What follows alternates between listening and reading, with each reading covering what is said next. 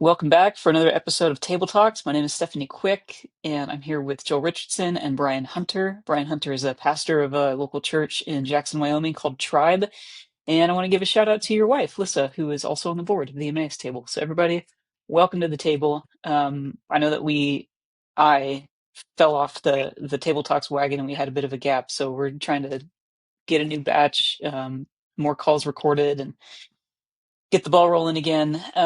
So we'll get this out as soon as we can to keep it in a timely fashion, but also not leave you hanging again. But just for kind of a point of reference, we're filming this on October 8th, 2025. So yesterday was the 2-year anniversary of October 7th. And, all of us have been kind of thinking about that day and what has occurred since. And it's fitting then, because that was kind of what prompted this call. Brian had sent Joel and I a message and said, we got to talk about it. So, let me ask you guys, where were you on October 7th? Go for it, Bill. Go for it. So I was actually in Saudi Arabia. I was leading a tour, and we were actually literally in the town of Hakl, which is right on the Saudi border of Jordan by the border crossing into Israel. So I was literally about 15 miles from the border of Israel. And the way that I heard about it was I just jumped on social media and started seeing just gobs and gobs of videos that were being posted all over TikTok, Instagram, and this sort of thing. And that's a lot of the videos that most of which have probably been taken down by now. But it was actual graphic videos of families being killed, of the celebrations. And it was just shocking to see. And I was trying to lead a tour. So I was trying to, in a sense, not pay attention. And it was so emotional. I didn't want to be overwhelmed. And then very quickly, within hours, heard that there was an Israeli who had been murdered in Egypt. So it's kind of like going, oh gosh, is this about to erupt into a whole regional, persecution? Are we here safe? Are we safe here in Saudi? Of course, in Saudi, it was very stable and really no one talked about it for the first few days. But it was emotionally, it was incredibly difficult just to maintain my composure. For me, our church had just done 2 weeks leading 2 Sundays leading up to the week of Sukkot. And our church was celebrating the feast of Sukkot at Tribe. We call them God's family traditions. Every family has unique, quirky traditions, and God has his own family traditions, and anybody that is a part of his family is invited to celebrate in these traditions. And so it was the fall family tradition of everybody camp outdoors. And so uh, living here in Jackson Hole, there's lots of great camping in the area. And so many of our church family was out of cell range and camping. And the morning of October 7th, everybody was breaking down camp and then going to drive back into town. And there was a small group of us that took the long way, and we did a trail run from camp and basically dropped into town. And about 7 hours after that morning, we get into town and we start to get cell service, and my phone alerts just start dinging off the chart. And I thought, what is happening? I've had numerous missed calls, numerous text messages, many links sent to me, and I was reading the messages and scrolling through, and my brain just could not comprehend what I was seeing. And many people were asking me questions, and I couldn't answer any of the questions because I myself was flooded with questions. And we got home and we turned on the news and the media and just watched for 3 days a very sanitized version of the events that happened. And I can remember watching the news, and I am the ripe young age of 51. And I can remember being at home on a snow day for the Space Shuttle Challenger disaster. I can remember 9/11, and I can remember watching the news unfold about these events of October 7th and thinking, this is one of those days and moments that will forever be burned into my brain. Hmm. Yeah, I was in Nashville. Um, this is not a plug at all, but we've been sitting on a 7-song EP called Death and Kingdom. That's like we wrote it thinking like let's take all of the things that are coming in the day of the Lord and the return of the Lord, write about it in the past tense, and then couch it in a rock and roll album. Like this will be fun. And we have a song about the resurrection. We had started doing the vocals. We have an acoustic version on that Friday. We were supposed to come back on the Saturday, and then we had a schedule flip. So we said, we'll stay home on Saturday. We'll come back into the studio on Sunday. And I was staying with family outside of Nashville. So up kind of late, but it's 8 hours behind Israel time. And I remember going to bed, like holding my phone in my hand, getting into bed as the alerts start coming in, like Hamas is firing a barrage of rockets. And this was, it's October 2023. And I thought, okay, well, that's about 18 months since the last time, like May of 2021, we had that big incursion and mini war. And then we always get into an argument and then we come back into this thin little ceasefire. And that's what's going to happen. Like Hamas is going to Hamas. And I put my phone down and I put my head on my pillow and I slept for 8 hours. And then I woke up and had just hundreds of notifications and texts and things. And so I just remember like being in this blurry stupor, not having coffee, trying to wrap my head around like, what's the emergency? Because I'm getting all these concerned texts. And then I hop on, I guess Twitter would have been X by then. And there's all this stuff. And that at the time, there's an opening in the fence. There was an infiltration. I think they were estimating the casualty count at that point, even, half a day later in the two or three hundreds, but villages are still under control of Hamas. It took a bit to do that. It took, I think over a week to hunt down every jihadi that was still in the state of Israel. And like 50 civilians were missing. And I thought, oh my gosh, this is in the fog of war. So the casualty rate is going to skyrocket. And we will be lucky if the fence has been open for this long, we'll be lucky if we stay under 300 hostages. And we did, fortunately, but we still have 48 there, and we're all still waiting with bated breath on how this deal will go through this week.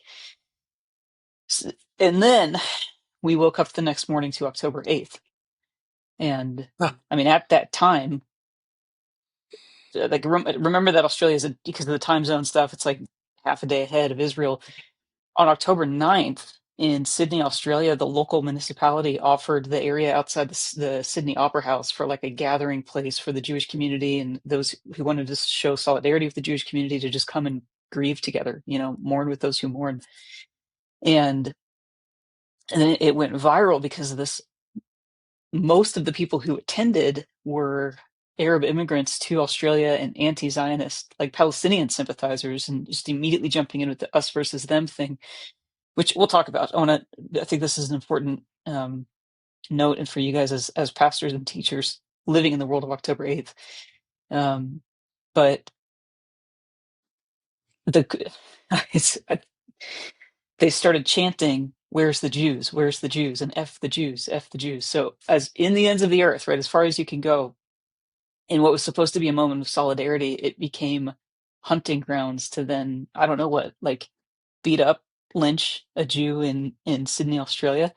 And that was the moment for me that I was like, oh my gosh. Like I remember in 2014 with Operation Protective Edge for like 2 weeks, it was the last ground incursion into Gaza, also because of a hostage situation. And for 2 weeks, the streets around the world were full of people who were chanting in solidarity with Palestinians. This is as like the Syrian civil war at that point was raging and Assad was massacring his civilians. And to this day, nobody has said a word. And I want to point out that there's a hospital right over the Syrian border here that in July 3 months ago, um, the Jolani regime actually massacred every man, woman, and child, doctor, nurse, patient, janitor in the Sweden hospital, and nobody has said a word about it. But for whatever reason, you know, we live in the age of a drunken stupor. So,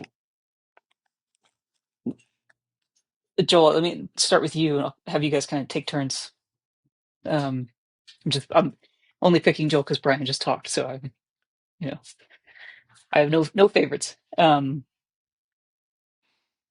has it been like for you to kind of, absorbing the totality of what took place on October 7th? You're deeply knit in with the Muslim world. You really understand Islam. You have Muslim friends. You've engaged in dialogue about theology and politics. You've broken bread, had dinner, had tea. So this is not like you live in America, but this is not a far and distant thing for you. This is very close to your heart. What, how have you made sense of the last 2 years? The only way to make sense of the past 2 years is to begin by saying none of this makes any logical sense whatsoever.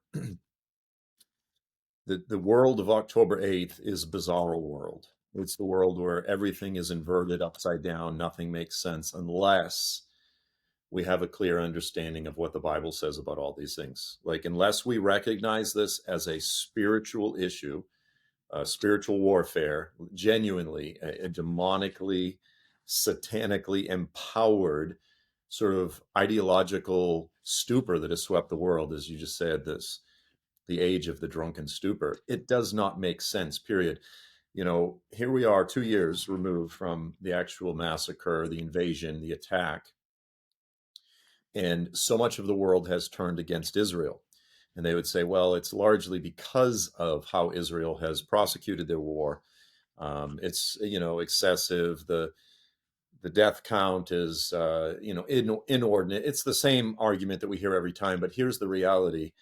And again, you all know this, telling the story of what happened in Sydney, is the massacre happened on October 7th. On October 8th and 9th, there were tens of thousands, if not hundreds of thousands of people in major capitals across the world, in London, New York City, again in Sydney, and they were gathering in protest of Israel and the Jews. The people who just suffered the worst gut punch, the most traumatic event probably in the history of the nation, seeing their kids dragged away on motorcycles, daughters raped, taken away, families slaughtered, fathers killed in front of their children, oldest daughter killed as the kids cry, parents holding their kids, like just this. It was not simply a moment when people lost lives. It's when people saw hundreds of people lose their lives at the hands of their neighbors, physically carrying these things out. And the world rallied around the rapists and the murderers and the terrorists. And they have continued to do so. The reason I point out that that was the case on October 8th and 9th is the world had already predetermined. They didn't need to see the evidence. They didn't need to see the case. They didn't care about any of the ground realities. They had already determined we're going to stand against Israel. And again, it does not make any logical sense. Just from a human perspective, it doesn't make any sense. The only way to explain it is to look at what the Bible says, and says this exact thing would take place in that period leading up to the return of Jesus, that this drunken stupor would sweep the earth. Jesus said, all nations will hate you. He said this to his disciples. He said, because of my name. But he speaks specifically of the nations gathering together and invading Israel and having really the worst, what he says will be the worst human catastrophe in human history, centered around Judah, centered around central Israel. And so it is exactly that. We're seeing the fulfillment of biblical prophecy, of everything the Bible said, and you can't make sense of it apart from that. Brian, you have a day-to-day pulse on the local church in America. That how, we'll get into the issues of like how to mine through the us versus them and whatever, kind of, the nuances of everything. But just as a pastor, what has the last couple of years been like for your community? What concerns do you have? What are you praying for, leading into?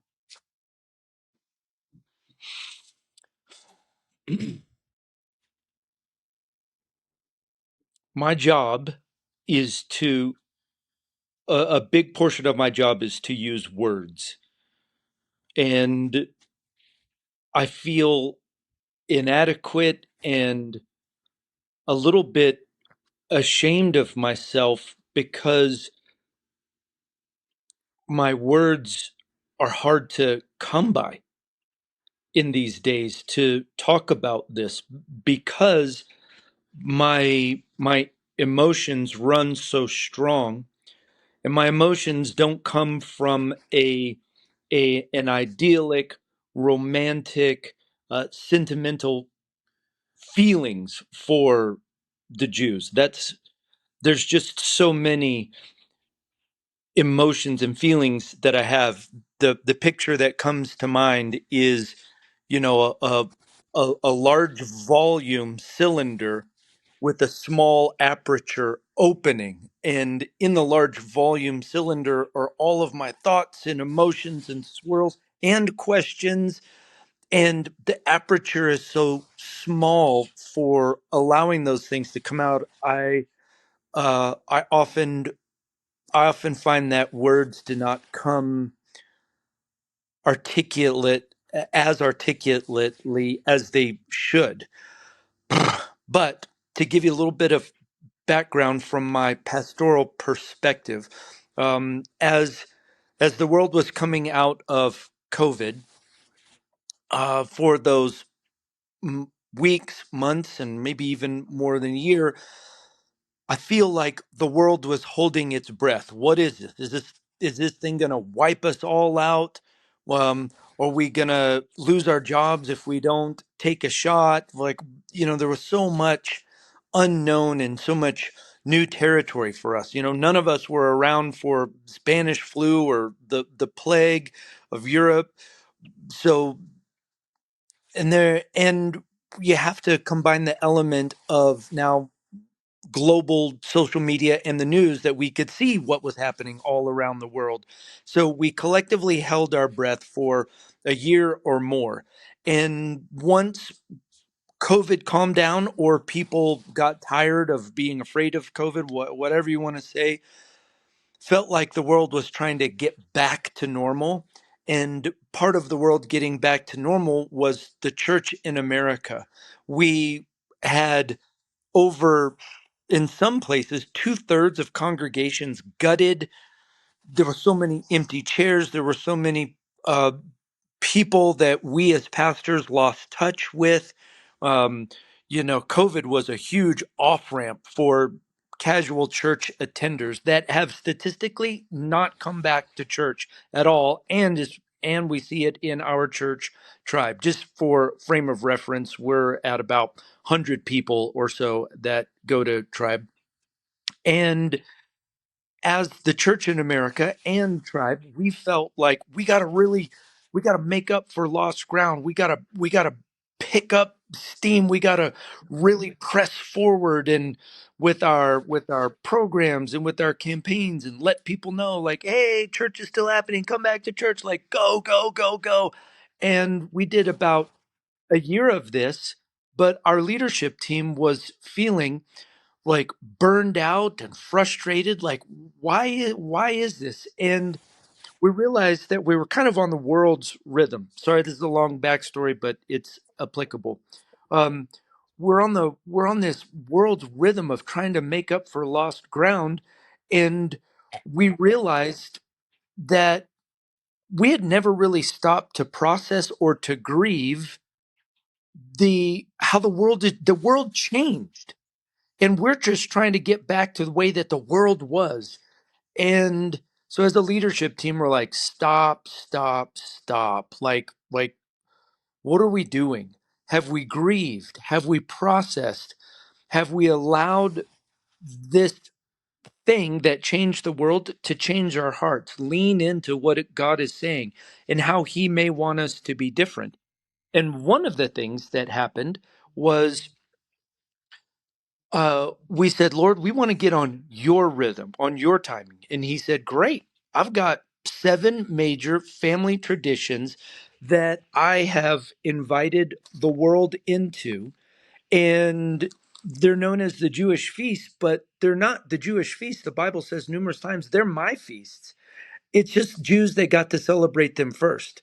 And so we're like, all right, what do we do?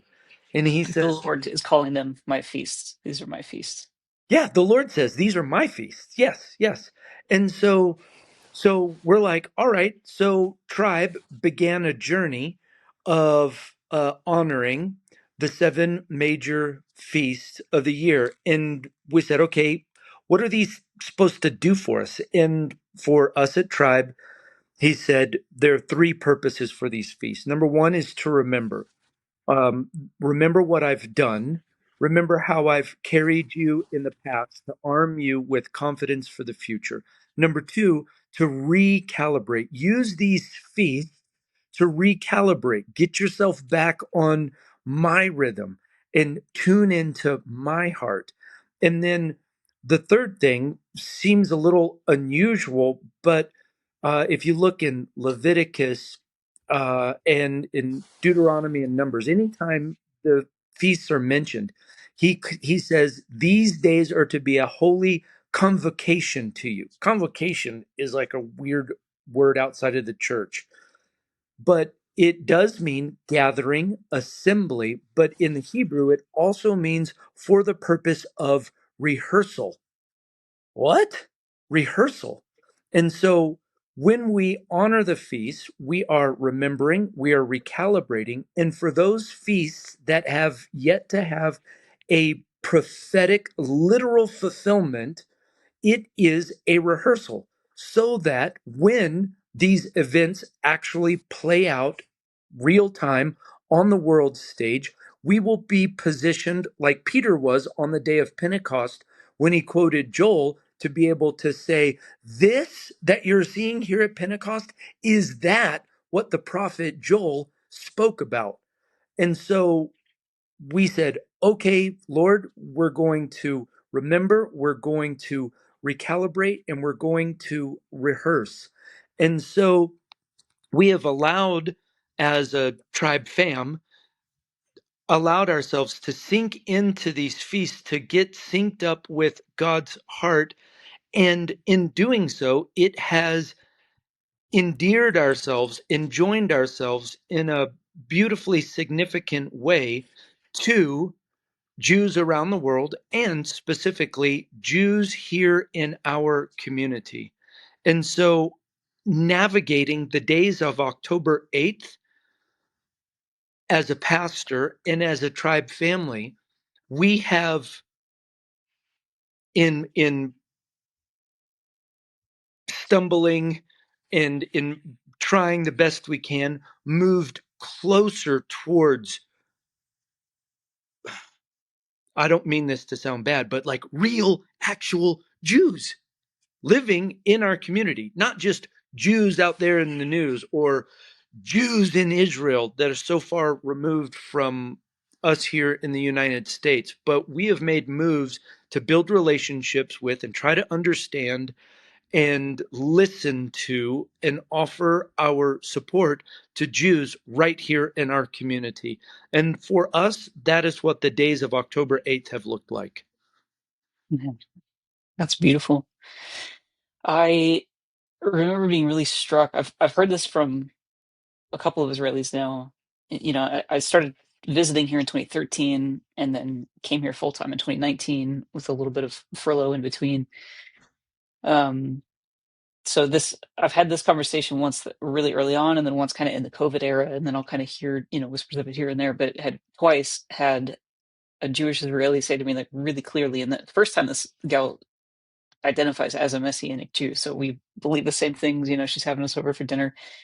And then the other one was a buddy of mine from CrossFit, and we were at a barbecue, and he was like, both of them effectively said,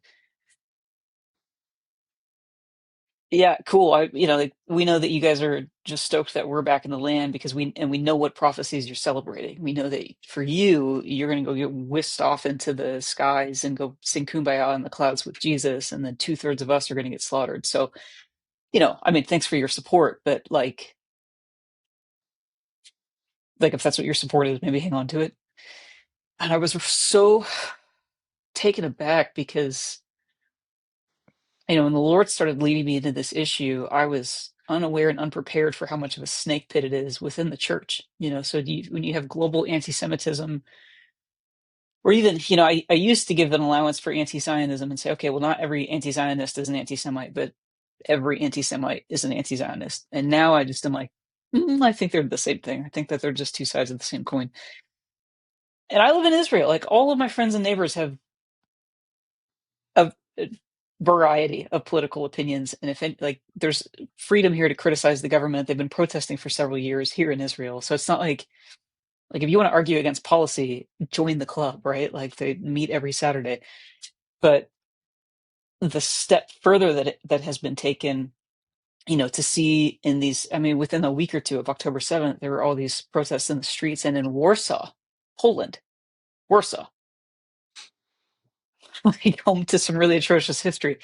There was this blonde-haired, blue-eyed gal in the crowd with a giant sign that said "Keep the world clean," and that was throwing the Star of David in the trash. And I was like, honey, you're like right down the road from Auschwitz. I don't think that's like, what you're doing and you know what you're saying.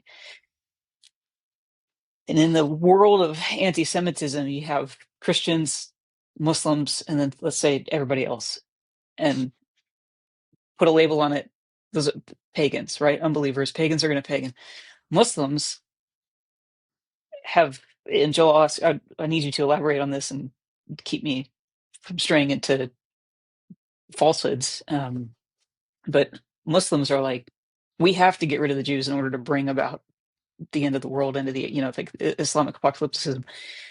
Christians are uh, our crew, my crew. So I start wading into this. I'm like, all right, I know that there's like Hitlers. I know that there's Muhammad.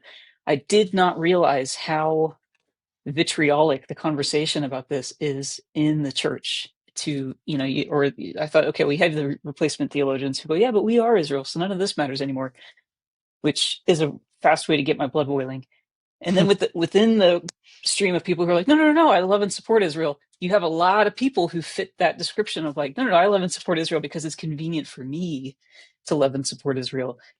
And I think that the historical hinge that was October 7th forces us, I really felt Proverbs 17:17 was kind of my distilled,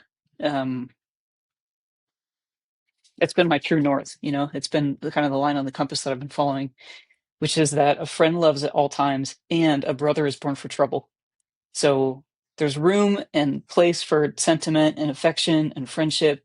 Friendship is convenient most of the time, but it's the brotherhood that gets into the trenches with you. And I think the Lord is purging, or maybe the world of October 8th is purging the church of the opportunity to just do convenient pro-Israel solidarity, because now it's actually going to cost you something. I've lost friends over, last year when the three, was it just three or four hostages were rescued at broad daylight out of Gaza, and I was like, praise God, and like shared it in an Instagram story. Who's not stoked that people who were easily going to get murdered just survived, and they're going home to their families? Not enough. So somebody I hadn't talked to in like 15 years wrote me a scathing message, disciplining me in my the error of my ways. But Yes, just to touch on that really quickly, that is part of the bottleneck of emotions that rises up in me, that just like you said, Stephanie, that 3 civilian hostages were rescued, humans saved from captivity, depravity, unimaginable hostility, and we as humans can't celebrate that? Like, Mhm. Just like you said, Joel, literally, Israel is a cup of stupor that the Lord is pouring down the throat of the earth, making them drink it down to the dregs.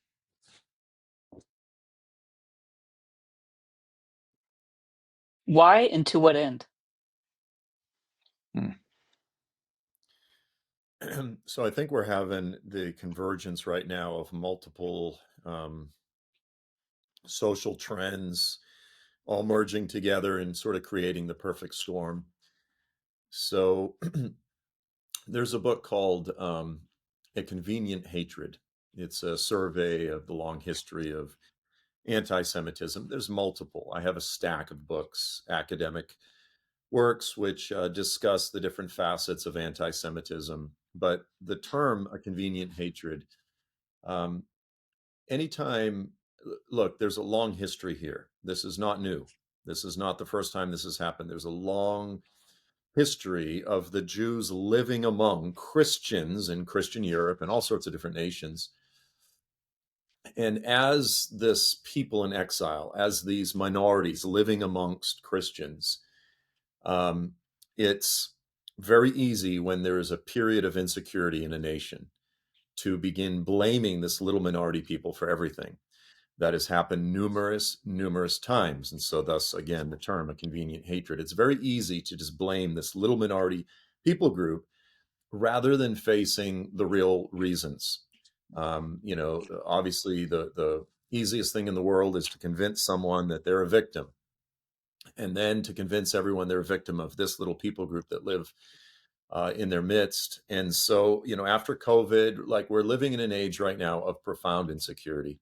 Gen Z, millennials, and all this, they can't afford houses. The future looks bleak.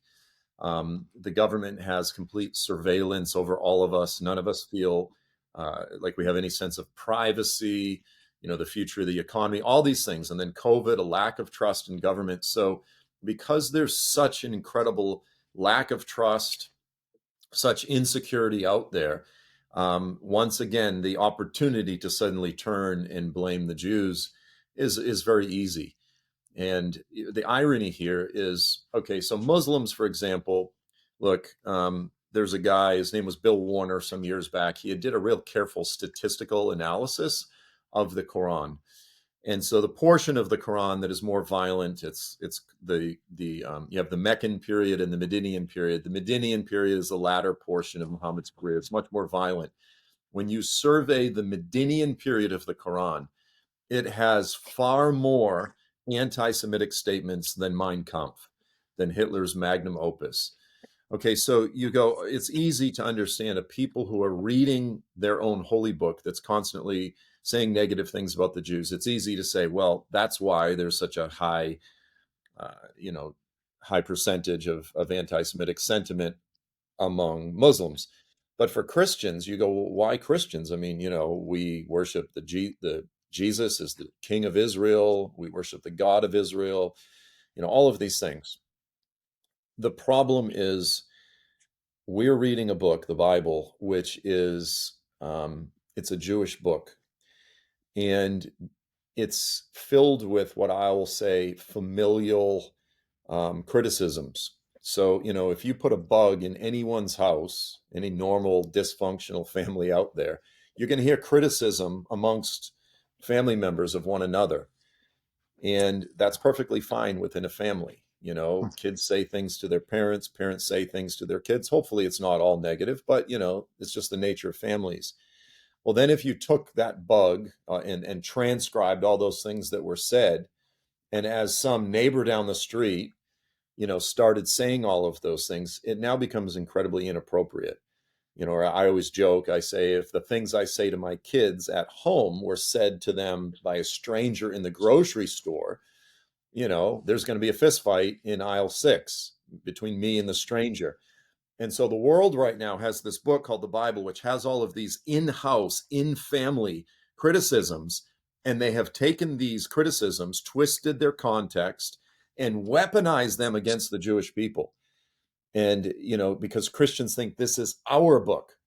They don't realize that, no, this is their book, and we have graciously been welcomed in. But we've walked in and acted like it was ours all along. We've taken over.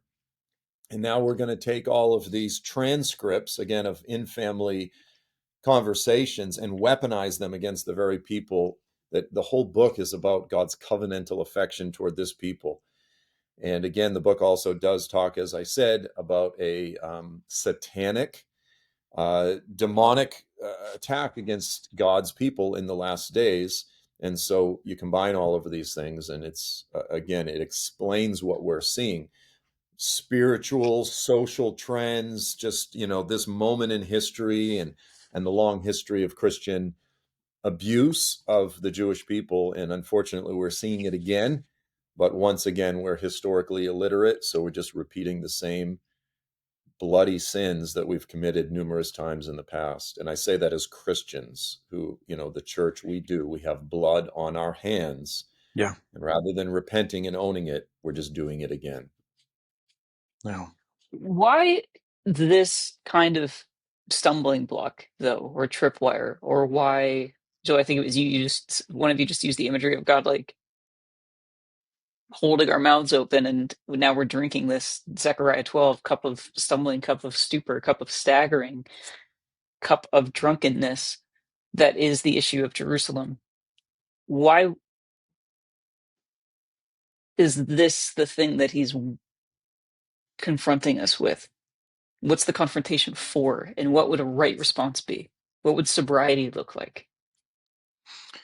Stephanie, I think it's a great question. Joel can speak with more authority on this, but I want to highlight for just a moment the significance of asking that question. Just asking that question alone, I think, goes, I like to think in terms of a bell curve, puts you at such a small percentage on the outside edge of the bell curve that you would even think and consider that question. I think it is a very profound question that pastors in America need to sit and linger in. So I just want to acknowledge that that is a fantastic question. I'll let Joel take a swing at it first. Why is Israel a cup of stupor? Yeah, so I would agree with you, Brian. As it regards talking about sobriety, I probably do have much more authority than you. So, excuse me. That's it's just for the tumbler. It's like 7 a.m. for Brian. That's coffee or So I tea. would say, Are you tea guy? Coffee. yeah, mine's coffee here. Um, Look, one of the most okay. So if you look at the Christian message, if just sort of the popular Christian message, it's all about God's mercy to us as individuals. Western American Christians, we view Christianity as God has shown mercy to me, and we focus on personal, individual salvation and this type of thing. Well, one of the most basic principles, lessons that all of us as Christians are to learn is don't judge your neighbor until you get the plank out of your own eye. Like focus on yourself. Don't always be focused on everyone else's sins, everyone else's life, how everyone else is breaking the rules. Focus on yourself. Don't be a hypocrite. If you truly appreciate the grace that God has given to you, you're not going to be pointing the finger at others when you yourself are guilty. And so, in my opinion, the very deliberate usage of Israel, it's a barometer, it's a test, it's a mirror for all of us. Are you an absolute hypocrite? Do you appreciate the grace that God has given you? Or are you going to sit there and point the finger at this other people? Well, God did love them, but they just sinned one too many times. And then finally, God was done with them. But as for me, his mercies are new every morning. It's like, It's truly incredible that nobody sees the inconsistency there. yeah, and this really is God is using the issue of Israel, the Jew in our midst, the Jew among the Gentiles. The state of Israel today is the Jew living amongst the Gentiles. And he But Tucker uses Carlson told me that that's not true. what's that? No. Tucker Carlson told me that that's not true. Who said that? There's this guy with a weird laugh in a podcast. Mhm. Yeah, with a mad cackle. And so the Lord is testing the hearts of mankind. Do you really appreciate the gospel that you declare, or do you really believe it, or are you just jumping on the latest political social media Hmm. podcasting bandwagon of hatred because everyone else is doing it, and it's popular and it's fun to everyone else? The problem is to the Jews up the street, my neighbors, who are terrified in the United States in terms of where are they going to send their kids to college in the United States. Are my kids going to be safe? It's not a Hmm. game to them. And so Right. Christians need to realize what we believe, the comments we make on social media, it's affecting real people's lives right now who are terrified once again of their future. And to me, that doesn't sound like we're being very good neighbors. Again, just baseline. What does it mean to be a Christian? It means being good neighbors. And, Hmm. and you could say, oh, well, I'm, for the liberation of Palestine. Maybe you've been brainwashed by terrorist Hamas propaganda, UN biased propaganda. Maybe you've been brainwashed, but still you go, okay, but I care about the Palestinians. What about your Jewish neighbors? If we can't acknowledge right now that it's not Palestinians that are being attacked in the United States, it's Jews. The global trend is against the Jewish people. And so again, it's just, to me, it's just a matter of the Lord saying, are you an absolute hypocrite, or do you appreciate the grace that's been given to you? Mm-hmm. Mm-hmm. That's an excellent point. I bring up the Tucker quote just real quick, Brian, if, Go ahead. because I think even if somebody was like, look, you could be like the church in Bulgaria, World War II was deeply entrenched in replacement theology, but they could see what was happening was not okay. And they called the king and said, if I see one more train cab running through this country, I will lay myself down on the track. So you do what you need to do to stop it and make sure that this doesn't happen to the Jews in our midst, because it's the right thing to do to stand up for our neighbors.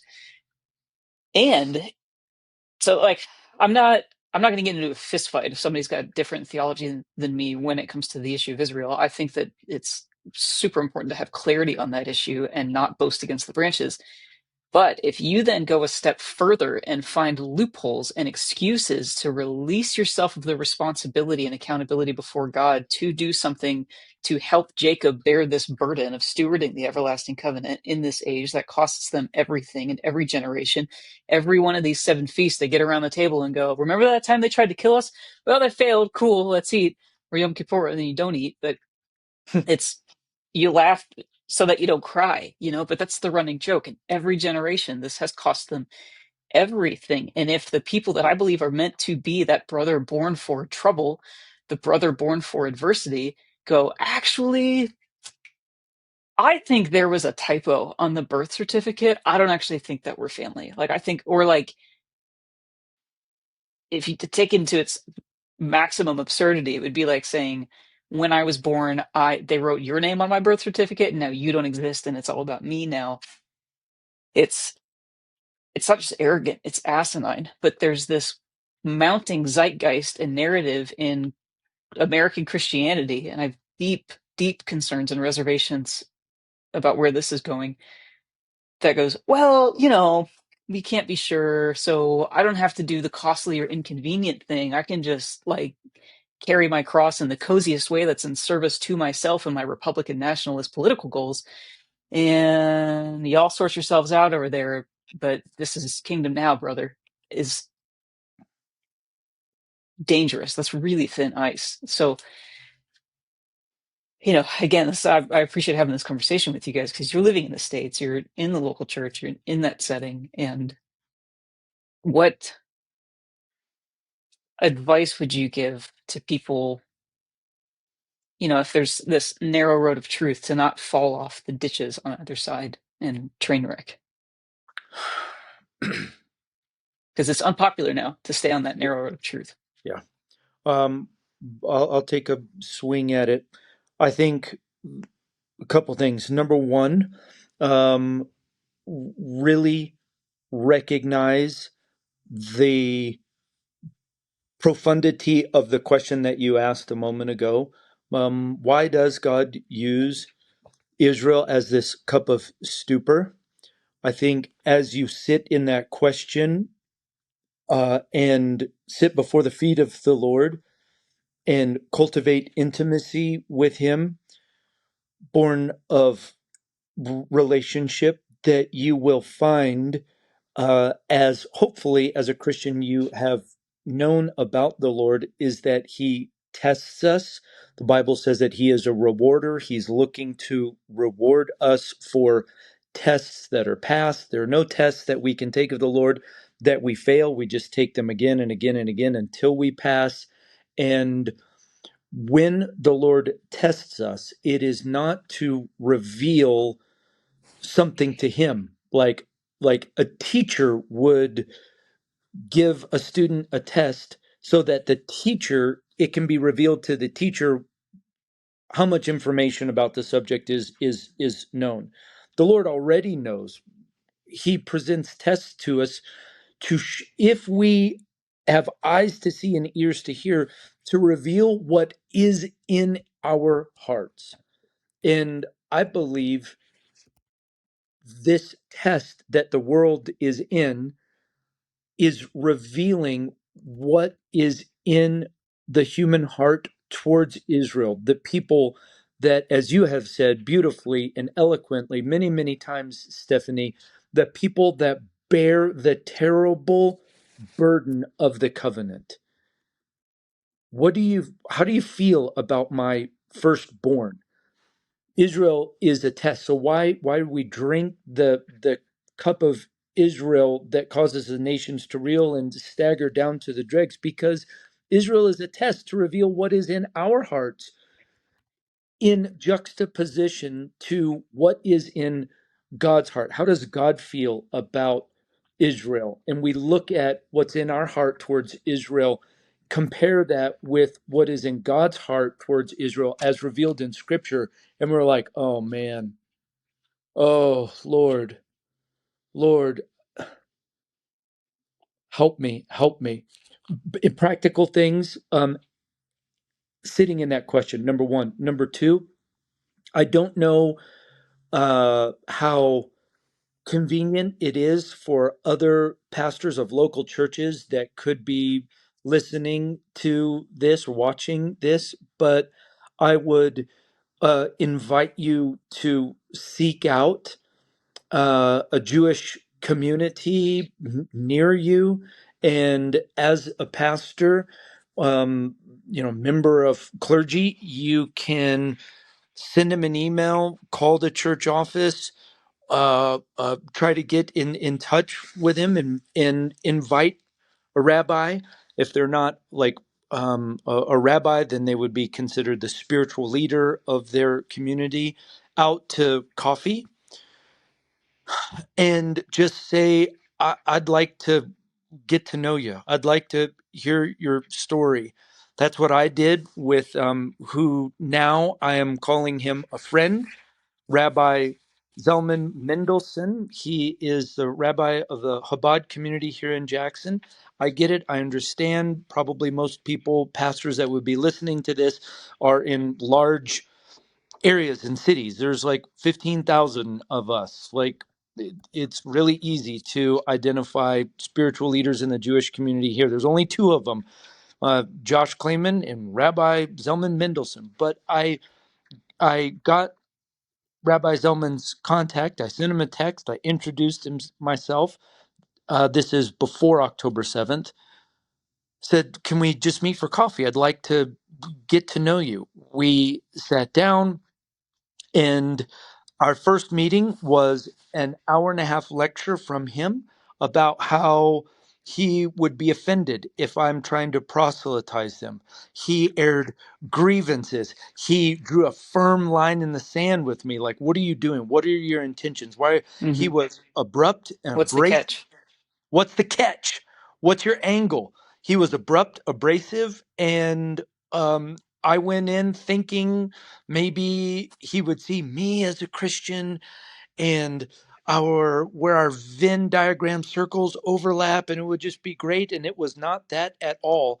But I pressed through. I forged through, and we are welding together a solid, beautiful friendship. So number two, get to know a spiritual leader in the Jewish community near you. Number With three, no strings attached. no strings attached. With the No dignity strings of just attached. them, they're a human, and this was a hard time. Yep, you're exactly right.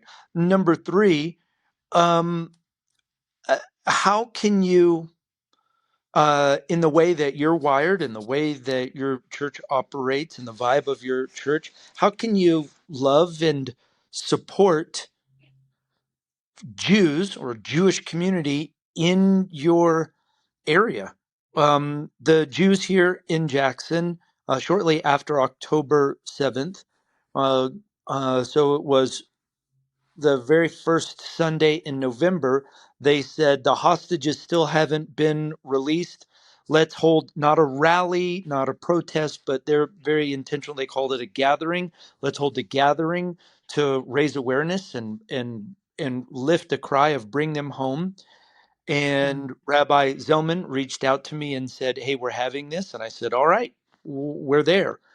And for 2 years now, myself, my wife Lissa, um, uh, a, if I can be honest, a dwindling number of folks from Tribe have gathered to stand with and support the Jews of this community as they continue together. We were just on the town square last Sunday, um, as we stand with them as they lift the cry of "Bring them home." Number four, I would say I would give yourself and your congregation permission to love and stand with and support Israel, and simultaneously allow your heart to break at the loss of civilian lives. I would give yourself permission and your congregation permission to to uh, stand with Israel while simultaneously give yourself permission to not agree carte blanche with everything that the Israeli government is doing and say that they're perfect and without flaw. And then the I can't even remember what number I'm on. And point number H is ask the Lord. Ask the Lord. Mm. Ask the Lord, give me your heart for Israel. Help me, Lord, to put in context the events that I'm seeing in light of events that you have told us about will unfold in the days ahead. Give me a heart of compassion and sobriety. Help me, Lord. Help me, help me, help me. Mm. So I want to state some things, and then Joel, I have a question for you. Brian, I appreciate what you just said for a number of reasons. I really love the no strings attached brotherly solidarity. Also love that. Well, now I lost my train of thought. That's me every time. That, like you mentioned, you don't have to agree with everything that the Israeli government does. And as I said, all of my neighbors, like it's the running joke. You get two Israelis in a room, you have three opinions or more as the conversation unfolds. And it's a love language. It's fun here. Mm. But the Israeli government, I want to say this super clearly, is not committing a genocide against the Palestinian people. I mean, it's like not even rocket science. There's 5 legal qualifications for genocide that they don't satisfy at all. Namely, Yeah. because for a lot of reasons. So we're pushing our hard time here. I don't want to, maybe I'll write this all out and publish an article or something about it. Now, here's the offensive thing about the gospel of the kingdom as given to the patriarchs and carried by the prophets and entrusted then, we believe, then entrusted to the apostles. God would still keep every promise to them. Like our hope is not in the behavior of the Jewish people writ large worldwide, or certainly not in Bibi Netanyahu's moral compass. And I'm not for or against. I'm politically Switzerland here. I'm just saying Yeah. this is the time that my dogs decide the old guy is Yep. You disciplining the you younger warned guy. you warned us I of did. this. Yeah, I said we're gonna get this. That's the time crunch. They're gonna get squirrely. The puppy's misbehaving, and the big boy's trying to get him to calm down. It Our trust and confidence is not in Jacob's ability to carry the burden. Our trust and confidence is in the integrity of the one who cut the covenant with Abraham while Abraham took a nap and said, I will do X, Y, Z and bring this whole thing to completion. So all of this said, I mentioned earlier that there's a bit of like an us and them, and people, have yelled at me for like, I know that it would be easy for me to be like, yeah, all those people who are like, can't they see Jewish suffering? They're like anti-Palestinian. Now, other people, if they've made it this far, an hour into a podcast with people they probably disagree with, okay, yeah, but you guys haven't even mentioned Palestinian suffering, and you're just super pro-Israel. So I don't want to be the kind of person that cultivates or facilitates any, like, the alternative us and them that I think we're in danger to. And when I say we, I mean, like, if you're watching this and you generally go, yeah, that's helpful language, I'm with you guys. If you're in our peanut gallery with us, do not allow your heart to be so grossed out by the fruit of Islam that you callous your heart to the Muslim people, because Ishmael's sons and daughters and Jake and Esau's sons and daughters are all like, it's that Romans 3, like have all fallen short and we're all in need of mercy. And if this is me speculating here, but I think as the Lord looks out and surveys the landscape of the world of October 8th, yes, Jacob has the burden of stewarding the everlasting covenant. And yes, we should carry and support that with him and serve and support that in that in meaningful and redemptive ways. And I think that the people that the Lord will hold the most accountable for how we respond to all parties in this October 8th existence are the people of the cross, and it's us. So, Joel, if you could, my last question to you is, how do you, like, what's it been like for you as you've gone deep into Islamic theology and you see all of the ways that it perverts or flips or counters scripture, and not just go, ew, like, Islam is gross and Muslims are dirty. You have a deep and endearing love for the Muslim people. I've spent years living in the Muslim world. They're gorgeous people. I hate terrorism. I hate jihad. I'm super not a fan of anything Muhammad said or did or wrote down or allegedly wrote down. But these are still people made in the image of God. So everything in this world, and today particularly with social media, the algorithms are literally designed, specifically designed to force us to all polarize and to embrace extreme opposites. Um, and so the result is, I'll say, the zeitgeist, the spirit of the world, whether it's the algorithms or the zeitgeist, it wants us to pick teams. I'm on team good guy, I'm against team bad guy. And the reality is, and the Bible's filled with numerous examples of this, of lessons that teach this. The reality is there is no team good guy and bad guy. There's just people. And there's good people and bad people everywhere. And all of us as individuals sometimes are good and sometimes we're bad. Sometimes our actions are godly and sometimes our actions are horrible. As you pointed out, Stephanie, in World War II, you had Christians that had good theology that did not do the right thing. And then you had Christians that had bad theology. They didn't have the proper understanding of Israel and Israel's ongoing role in God's plan, but they did the right thing and they risked their lives to help Jews and to be good neighbors. And so, as Christians, we'll point to Muslims and we'll say now again, Islam being a religion that started 700 years after, or 600 plus years after Christianity. So we'll point to Muslims and we'll say, well, there's a few things that we do. We say, one, the foundational text of your book, the example of your Prophet Muhammad, it's violent, it's totalitarian, etc. Therefore, that's Islam, and therefore all Muslims believe that. But the reality is, every day people choose to live in ways that actually contradict their religion, either out of ignorance or because they follow their conscience. So, one of the things, whenever I go to Yad Vashem, the Holocaust museum there, I always go to this little display, and it's about the righteous Gentiles. It's actually like a dresser drawer with drawers that you can pull out. And there's, all of these examples of Bosnian and Turkish Muslims. Now, obviously, I would say as a Christian, they did not have proper theology, but they did the right thing, which is to say they risked not only their own lives, but anytime you choose to protect Jews in the midst of all that, you are risking your own family's lives. That's an important thing. There's a very human stories that unfold with every one of these little stories of righteous Gentiles. It's a spouse screaming and arguing with their other spouse saying, you're going to get our kids killed, etc. But we have to do the right thing. And so there are people every day who choose to follow their conscience, who choose to do the right thing, even if it seems to contradict their holy book. Now, we point to Muslims and we say they need to do that. They need to learn how to moderate, to become more civilized. And there's actually reformist movements, even in the Islamic world, among Muslims that want to see Islam as more of a moderate, accepting, tolerant form.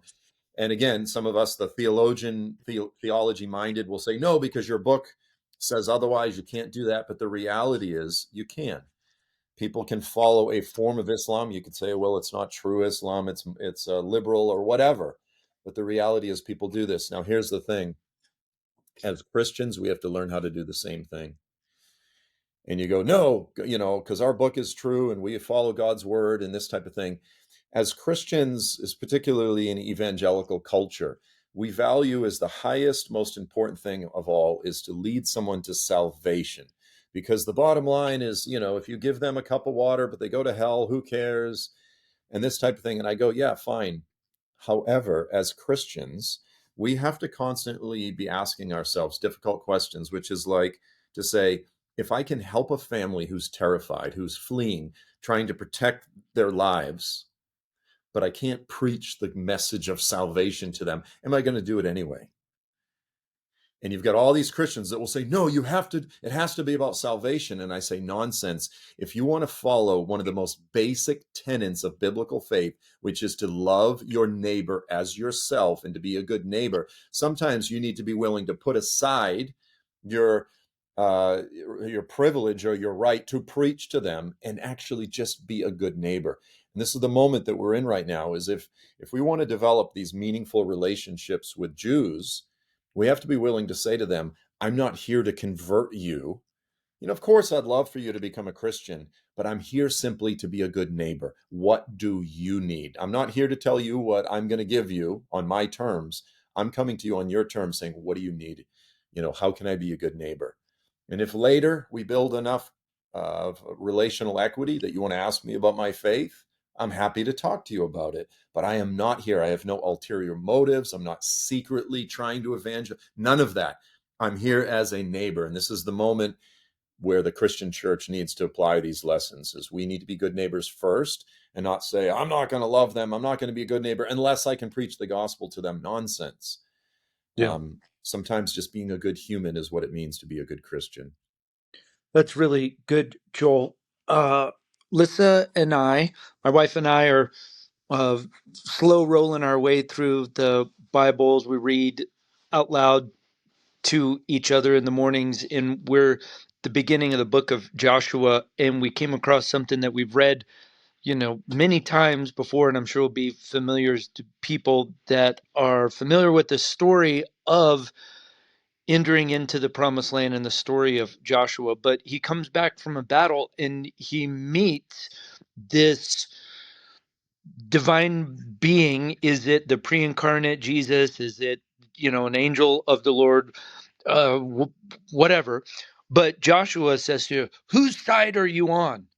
This idea of polarizing has been around much longer than social media. Like, you need to pick one side or the other. And I think we can, as Christians and as Christian leaders, we can take a cue from how this angel responded. He said, neither. I'm on the Lord's side. And I think that if you were to unpack that in your heart a little bit, it could give Christian pastors great peace about how to love and stand with and support Israel that is far from perfect, because that's my attitude and approach. I'm not carte blanche on Israel's side. I'm on the Lord's side. And the Lord is clear in his word about loving our neighbor and honoring the people of the covenant. And so I get members of our congregation that say, like, how can you support Israel? How can you love Israel? How can you stand and be on Israel's side? And I try to respond like that angel did. Like, I'm not for or against Israel. I'm on God's side. And I just do whatever he tells me. And right now he's telling me, as you said, Joel, love your neighbor. Be a good human. Yeah. It is the path to sobriety in the age of stupor. Mm, Yeah. What is God doing? What are his eternal purposes? yeah, Yeah. And yeah. I would add, just as a qualifier here, it's the avalanche, the flood of misinformation and propaganda, the anti-Israel propaganda. It seems to be winning. It Mm. seems to be winning in the popular, again, social media podcasting space. And I want to be absolutely clear. I 100% support Israel's right to litigate its own wars, to protect its people, to get their own kids back. They have Israel, just like any other nation in the world, has a right to self-determination, to protect itself. They have a right to exist. And so, there's all this rhetoric. And, as Christians, I want to be clear, we're always kind of doing this. Well, I don't take sides. And I get that. The Bible's filled with that warning. But in this case, it's like when the Peshmerga, the Kurdish military, was fighting to liberate Mosul against ISIS. Like, generally, when you're in a fight against ISIS, it's pretty clear. It's pretty clear that one side is, again, more morally superior to the other. And once again, in the case of Israel and Hamas, because there's always this moral equivalency and cultural relativity. Well, they're all the same. And look, Mm, it's all people. But the reality is, and I just need to qualify this, when you listen to the recordings of the kids at the Nova Festival as they're calling their parents, when you hear the spirit of the Israelis, and they say, Avi, I've been shot, I'm dying. Listen to me. I was so blessed to be your sister. The time that we had, and then to hear these other kids, Mom, Dad, open your app. Look at all the people I killed with my hands. Aren't you proud of me? There is a difference. There is a difference between, the general consensus, the atmosphere in Gaza versus the general atmosphere. I'm not saying they're not racists. They're not, brutal people on both sides. Of course there are, but there is a difference. And I absolutely, stand much more on Israel's side. That doesn't mean that God does not care equally for the Palestinian children that are being killed, the innocents. Of course, God cares. But Israel, just like any other nation in the world, has a right to dismantle a brutal, apocalyptic, terrorist military installation that has been established, right in their midst. They have a right to get their kids back. They have a right to litigate their war, just like any other nation in the world has a right to. And so, yes, 100%, God is. He's not a God. He's not a respecter of persons. He shows favor to men and women from every nation who fear him and do what's right. Absolutely. But the propaganda in this situation is insane. And we yeah. need to Mm. recognize that there really is. To me, I met, I'll just end here. I met with one of the commanders last year when I was there in Israel that was responsible for civilian NGOs bringing aid into Gaza. And he asked, well, oh, so you're a Christian, you support Israel because of this and that. And I looked at him, I said, I support Israel because I'm human. Mm. The reason I support Israel is because I'm looking at what's unfolding and I say humanity right now stands with the people that are trying to get their kids back, and humanity stands against Hamas. And much of the Mm. world doesn't have that figured out. That's okay. I want to be real clear where I do stand. I love that. Yeah. It's really good, Joel. Just want to suggest some things for people to mind through and meditate on these things. I would be remiss to not mention we did do a short project last year called Board for War: The World of October 8th. It's chapter 1, The World of October 8th. So in theory, there will be chapters 2 and 3. Brian last night watched a documentary featuring Joel called Bearing Witness to the Massacre of October 7th. It was done by our friends with Hope in the Holy Land. So if you Google that, you could watch that documentary. And I mean, HBO just, it's strange now, 2 years later, finally, like HBO just did a project called, I think, One Day in October. I haven't watched it. The New York Times is finally doing profiles and features on the hostages that have been released. Finally.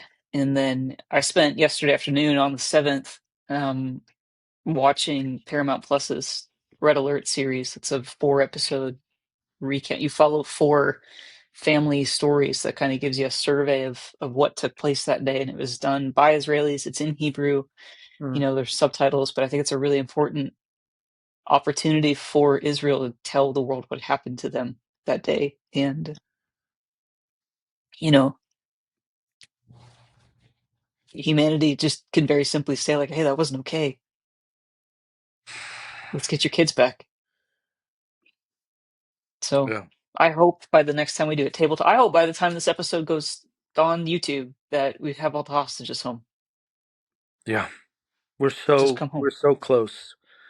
We're so close. We're in that Oh, in I between hope time so. as we hold our breath, and out of one cheek will stream tears of joy and jubilation, and out of the other cheek will stream tears of sorrow and closure Mm, for the remains of hostages that are returned. yeah. Uh, right at the last here, maybe this could, we don't need to get into it, but could tee up a future table talk with us or with others. But I'd love to explore what the future of global anti Semitism looks like, what we are seeing in reality, and then overlaid with what the Bible has to say. Uh, Part of my connection with the Jewish community here is a weekly Zoom call where Jews get on and we talk about what's going on in Jackson and a little bit of event planning and things like that. But